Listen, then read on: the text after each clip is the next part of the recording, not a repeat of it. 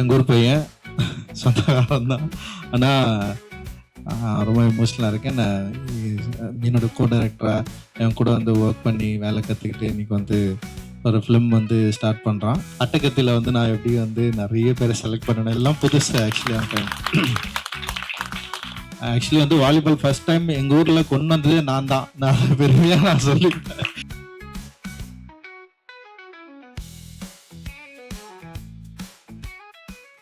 சரி, எல்லோருக்கும் வணக்கம், ரொம்ப நன்றி. சினிமா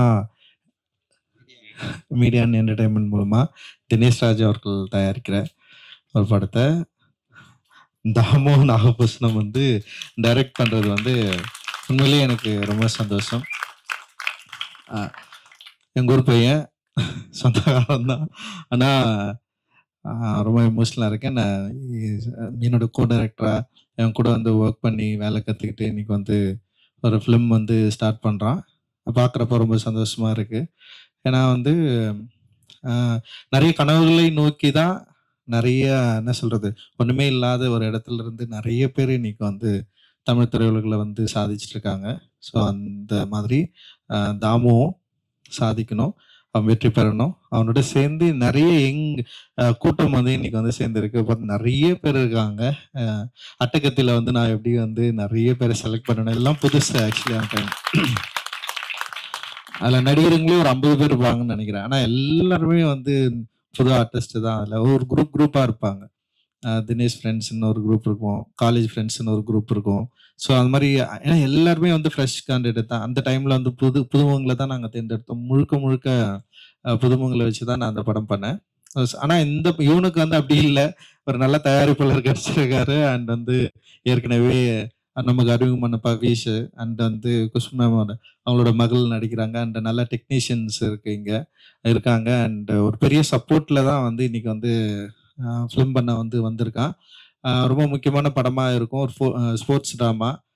அது நிச்சயமாக அவனுக்கு தெரிஞ்ச, ஏன்னா எங்கள் ஊரில் வாலிபால் ஆக்சுவலி வந்து வாலிபால் ஃபர்ஸ்ட் டைம் எங்கள் ஊரில் கொண்டு வந்ததே நான் தான். நான் பெருமையாக நான் சொல்லிப்பேன்.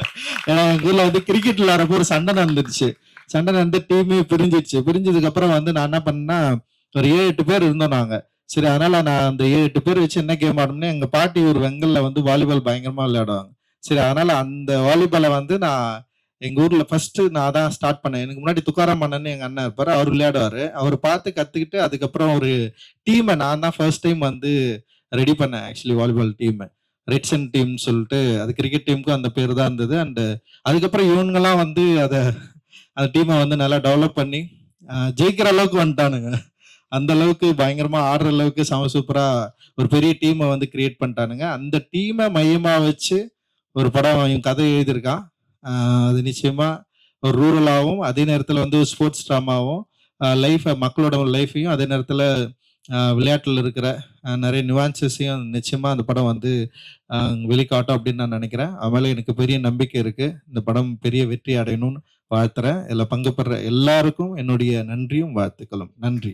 தேங்க்யூ.